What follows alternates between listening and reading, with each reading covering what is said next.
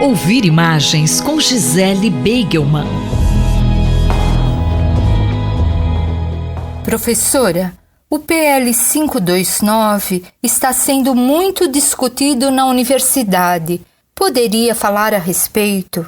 O PL 529 é um projeto de lei encaminhado pelo governador João Dória à Alesp, a título de sanar as contas do Estado, que inclui dispositivos que podem retirar o superávit, o saldo positivo das 3 universidades públicas paulistas, a USP, a Unicamp e a Unesp, e também da FAPESP, a nossa principal agência de pesquisa. Com isso, retira-se a possibilidade dessas instituições se programarem a longo prazo e, pior, transformam as universidades e a pesquisa científica em reféns do cenário econômico e das suas flutuações. Portanto, se esse projeto for aprovado, será um desastre a mais no país dos desmontes, e a coisa não para por aí. O que mais se pode acrescentar a esse quadro tão sombrio? Conforme já foi noticiado pelos jornais, o acervo do arquiteto Paulo Mendes da Rocha foi doado à Casa de Arquitetura de Portugal, uma instituição de excelência indiscutível, mas que não é pública e nem brasileira. Em nota, a FAUSP lamentou a decisão do arquiteto, destacando não só o valor material do acervo, mas que integraria o maior arquivo público de arquitetura, urbanismo e design, que é o da Faculdade de Arquitetura e Urbanismo da USP. Isso acontece poucas semanas depois do ataque que o MAC USP sofreu com a decisão judicial de leiloar as obras do Banco de Santos, que estavam sob sua guarda por 15 anos, sem ressarcir o museu do investimento de 20 milhões que foi feito ao longo desse período. É, portanto, mais um indicativo do desmonte da pesquisa e da cultura no país. O caso do acervo do Paulo Mendes da Rocha pode ser entendido como um voto de desconfiança no futuro da memória do país, o que, no quadro atual, apesar de lamentável, é compreensível. Mas o caso do MAC USP nos mostra como o desprezo pelo investimento público pode comprometer o valor do patrimônio cultural coletivo. Desmembradas e vendidas como valiosas obras unitárias, essas obras perdem a sua integridade e o seu sentido, o que ocorrerá certamente com o portfólio do fotógrafo Man Ray e outras obras seriadas que estão sendo oferecidas como itens desconexos e individuais nesse leilão. Nesse sentido, é difícil não vislumbrar nesse enredo tão triste uma conexão muito sombria entre as peças e os efeitos do desmonte do Estado e do valor da coisa pública. É esse desmonte que explica como se relacionam as propostas do PL 529, a exportação de um acervo precioso para a pesquisa e a dilaceração de um acervo preservado por 15 anos por uma instituição pública, o nosso MAC USP. É muita notícia triste, eu fico por aqui. Um bom dia para você, uma ótima semana e até a próxima.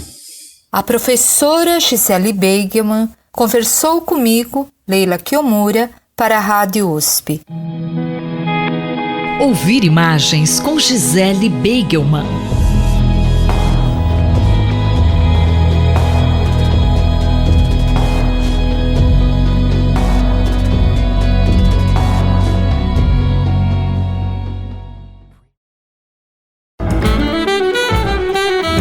Economia, por Gilson Schwartz. Professor Gilson, qual o tema da coluna hoje? Hoje vamos celebrar a memória de David Graeber, o célebre por ter cunhado a expressão "nós somos os 99%", que virou a palavra de ordem do movimento Occupy Wall Street. Eles queriam demonstrar todos os serviços que eram oferecidos por empresas privadas de serviço social, com muita burocracia, ou até por governos também, tornando o acesso a direitos algo bastante burocrático. Ele dizia que tudo isso era desnecessário. Num certo momento, inclusive no Parque Zuccotti, lá em Nova York, onde a turma ficou acampada para protestar contra o poder das finanças, havia um saco plástico, onde já havia $800 mil, as pessoas iam colocando dinheiro ali simplesmente para que tudo pudesse ser feito sem obedecer às regras, aos regulamentos da burocracia pública e privada. O movimento Occupy Wall Street simplesmente se recusava a ter uma conta bancária. Portanto, o David Graeber, como anarquista, sempre defendeu o princípio da ação direta, desafiando poderes estabelecidos, poderes da burocracia pública e privada. Uma formação em antropologia na Universidade de Nova York, acabou fazendo doutorado na Universidade de Chicago e ficou na Universidade de Yale como professor, até que, segundo ele mesmo, foi colocado um fim ao seu termo como professor por questões políticas. Ele acabou, depois que saiu de Yale, foi para a Inglaterra e nos últimos anos vinha produzindo outros livros que devem se tornar clássicos, principalmente a ideia de que o valor, na teoria do valor, isso que os economistas associam à troca de mercadorias, comete um erro fundamental. Para o economista convencional, a troca é o fundamento de toda a sociabilidade. Eu sempre preciso de alguma coisa que só o outro tem e vice-versa, estabelece-se, portanto, uma relação de troca em que há uma equivalência. As pessoas que trocam por um preço de equilíbrio, encontram ali uma espécie de um princípio racional para que, na prática, ninguém saia perdendo e, com isso, a ideia de um equilíbrio inevitável nas relações econômicas, ela é derivada do próprio conceito de troca. A ideia de que estamos sempre trocando, tudo é comércio, tudo é troca. Para o Graeber, não. Professor, por que para Graeber isso não está correto? Na realidade, o que ele diz é que, até historicamente, não apenas teoricamente, é a dívida que instaura as relações sociais. Sem o endividamento, sem uma relação de dependência, portanto, assimetria e desequilíbrio, não há economia. Mais recentemente, em 2018, ele escreveu um outro livro, Bullshit Jobs, a Theory, uma teoria dos trabalhos, dos empregos que são uma porcaria, chamada Gig Economy, ou a Uber, a economia Uber, quer dizer, toda essa paisagem trabalhista onde os trabalhadores perdem direitos, são governados aparentemente por um software onde todos são iguais, estão trocando mais uma vez a imagem ou a ideia de que as relações econômicas se estabelecem com liberdade e aí cada um troca o que tem pelo que precisa. Graeber, em Bullshit Jobs, ele mostra que, na verdade, a maioria dos trabalhos de escritórios, serviços burocráticos, são absolutamente sem sentido. E, por trás disso, a ideia de que os avanços tecnológicos estão apenas levando as pessoas a trabalhar mais e não menos. Muita gente, dizia o Graeber, na Europa, nos Estados Unidos em particular, gastam a sua vida inteira fazendo coisas que eles mesmos sabem que são desnecessárias. Graeber aponta, portanto, para um estrago moral e espiritual que vem dessa situação, um estrago profundo, como se fosse uma verdadeira cicatriz na alma coletiva. E ainda assim, dizia Graeber, ninguém está realmente dando muita atenção para isso. Semana que vem a gente volta comentando tendências de economia, política e tecnologia no Brasil e no mundo. Eu, Simone Lemos, ouvi o professor Gilson Schwartz. Economia, por Gilson Schwartz.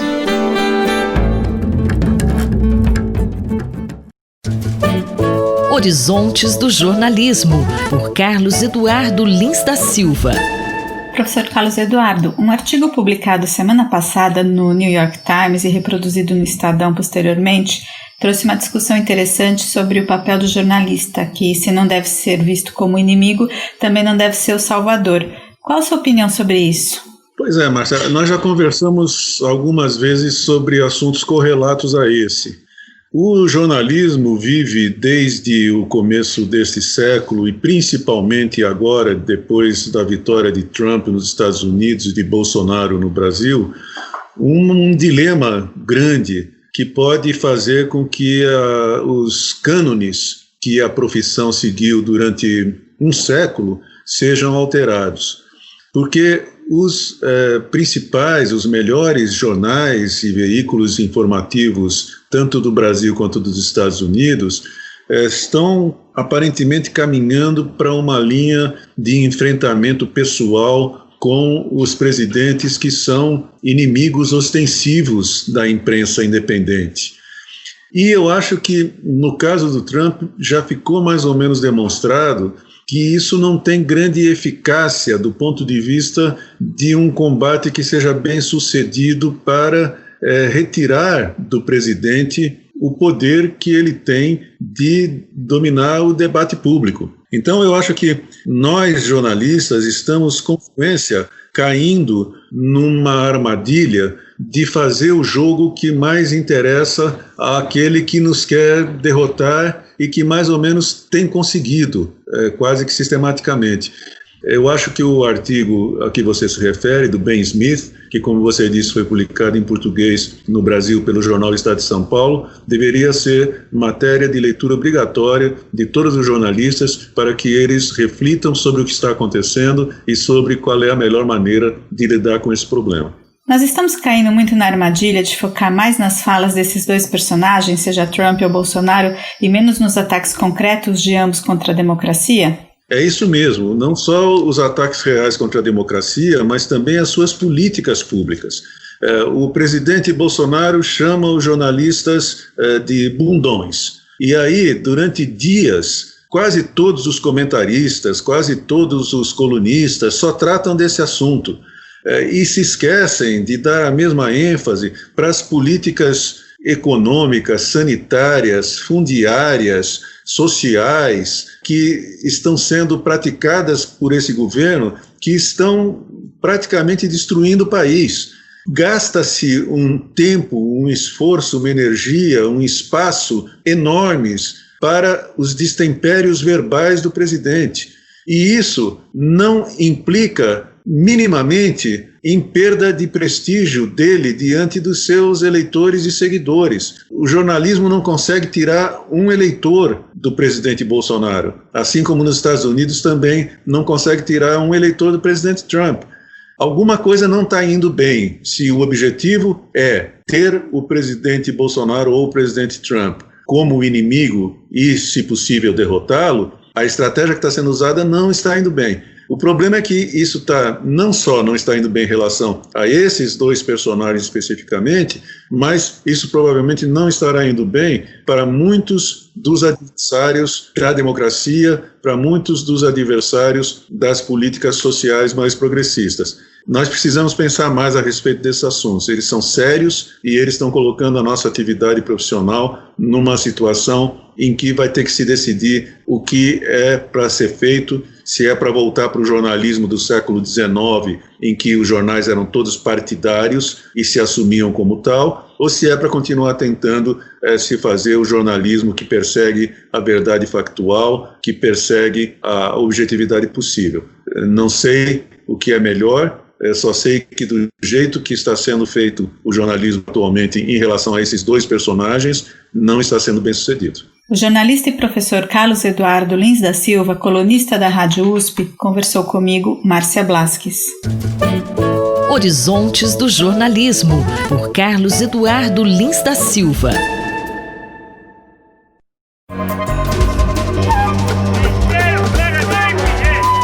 Saúde e Meio Ambiente, por Paulo Saldiva. Bom dia, professor Saldiva.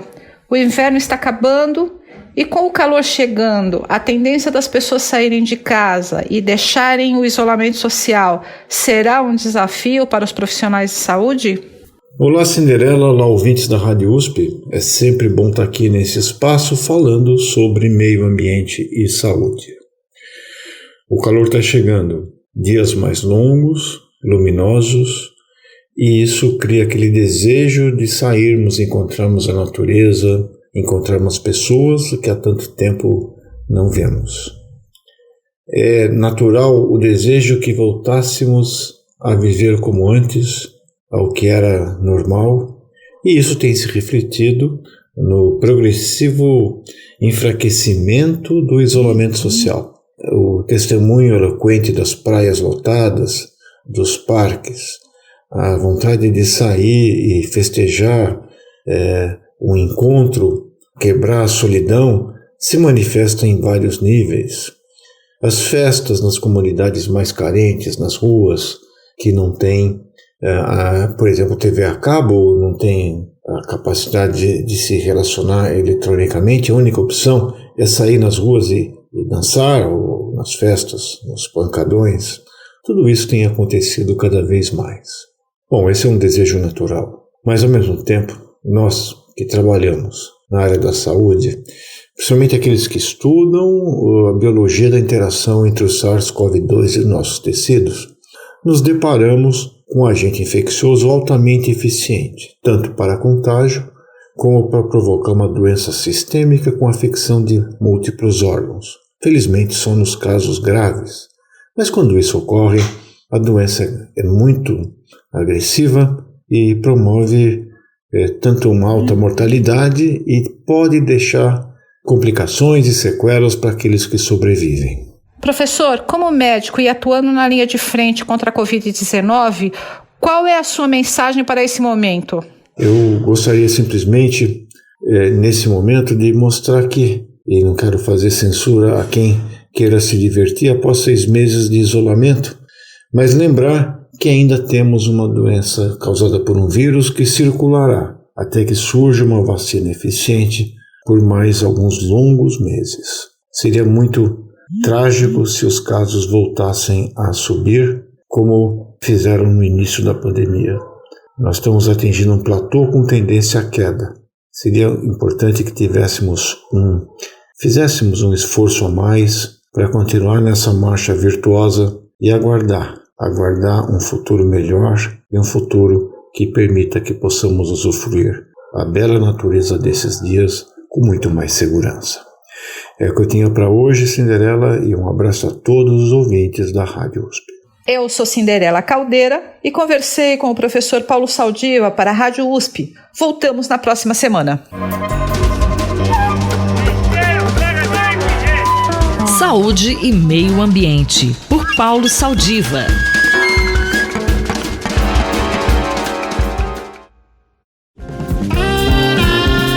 Corpo em Movimento, por José Carlos Fará. O tema da coluna de hoje é a relação da prática regular da atividade física no combate ao estresse oxidativo, que causa desequilíbrio entre a produção de radicais livres e de antioxidantes. O professor Fará explica que os radicais livres em excesso no organismo causam o envelhecimento precoce e várias doenças, como a síndrome respiratória aguda severa, a SARS, provocada pelo novo coronavírus. Olá, ouvintes.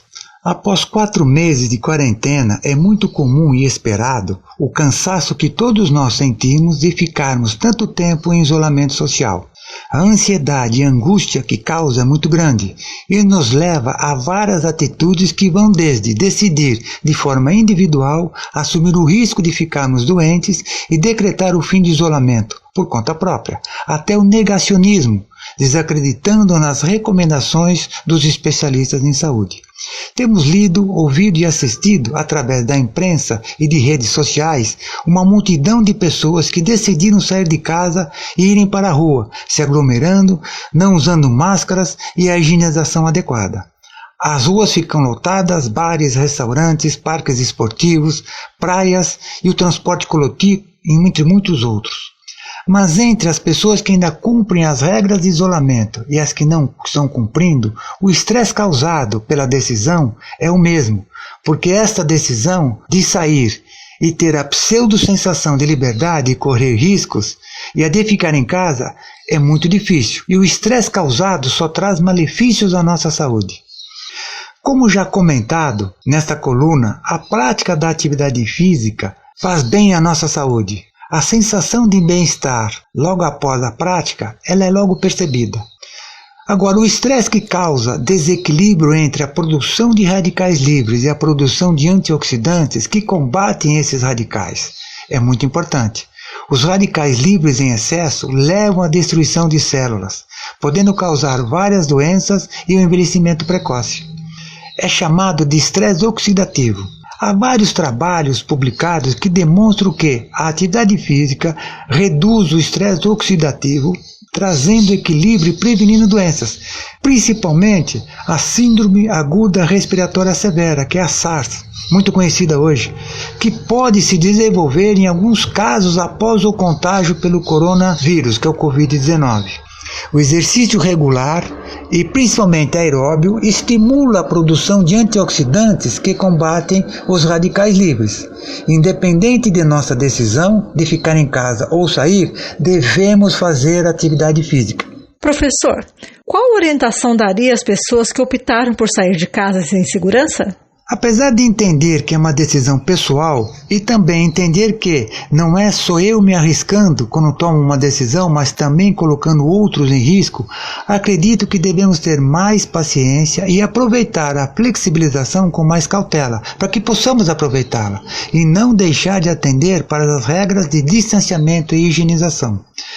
E por final, devemos praticar atividade física sempre, seja em casa ou em outros lugares, e sempre respeitando as normas sanitárias e passar por esse período com mais saúde e, consequentemente, o melhor do nosso bem-estar.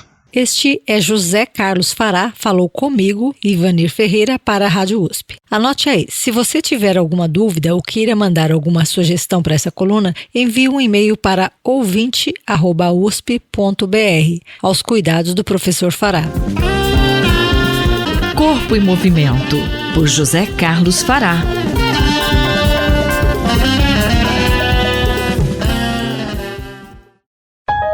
Observatório da Inovação, com Glauco Arbix. Bom dia, professor Glauco. Mais uma vez, a educação está na mira do governo para mais cortes nas verbas. Por que essa área importante é tão sacrificada, professor? Bom dia, ouvintes da Rádio USP. Bom dia, Cinderela. Quando a gente lê os jornais, assiste TV, acompanha o noticiário, a sensação, quando as notícias tocam a educação brasileira, na atuação das universidades, nas nossas escolas, na precariedade do nosso ensino, a impressão que a gente tem é que nós estamos vivendo uma grande maldição na educação brasileira. Vai buscar alguma explicação mais mística para tentar entender exatamente o que se passa. Quer dizer, ao invés de uma verdadeira obsessão pela educação, para a gente melhorar, elevar a qualidade, colocar esse sistema de uma forma, para ele andar de forma mais dinâmica, que a gente assiste a uma procissão de medidas que dificultam o desenvolvimento da educação e que criam situações que tornam muito difícil, né, a vida de professores e pesquisadores, dos alunos, das famílias e do país, né? Então, veja, recentemente o MEC anunciou, em plena crise da pandemia, em que a universidade e a ciência aparecem como um fio de esperança para a gente combater o inimigo tão forte quanto o coronavírus, o Ministério da Educação anuncia que vai ter exatamente um corte de 18,2% nos recursos discricionários, aqueles recursos que não têm a ver com salário, mas têm a ver com a maneira como as universidades podem e devem investir em pesquisa, em novos equipamentos. São quase 20%, mais de 4 bilhões desses itens serão cortados no orçamento de 2021. Claro, uma grande parte dessa verba, desses recursos, ele vai para as universidades federais, né? São quase 70 universidades federais que vão ser atingidas por cortes gigantescos. Nós temos universidades de excelência. Ninguém quer esconder para baixo do tapete os problemas que as universidades enfrentam, que a pesquisa, os professores Isso tem que ser debatido, porque é dinheiro público, nós temos que prestar contas do que nós fazemos. Mas o que acontece, o que nós estamos vivendo, a situação que nós estamos vivendo, tem nada a ver com essa busca de um aperfeiçoamento sistemático do nosso sistema de ensino. O que nós estamos vendo é uma degradação da forma de se educar, entende? Você pode imaginar no momento em que se discute volta às aulas e daí de repente a gente percebe que a infraestrutura toda é insuficiente, que os alunos não têm Wi-Fi, que grande parte de quem estuda não conta com computadores capazes de fazer boas ou receber boas transmissões, telefones, tablets.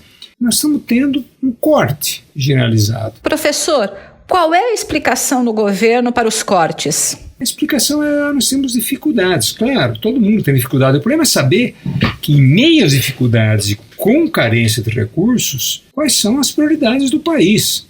Essa é a questão de fundo que está colocada. E qualquer pessoa de bom senso percebe, nós estamos pagando um preço altíssimo em vidas, em número de vidas, por não ter um país bem educado, por ter um país absolutamente desigual na educação, né? Gente que estuda nas melhores escolas do mundo e gente que não consegue ter acesso ao ensino básico. Então, é fundamental que a gente mude essa situação, é fundamental.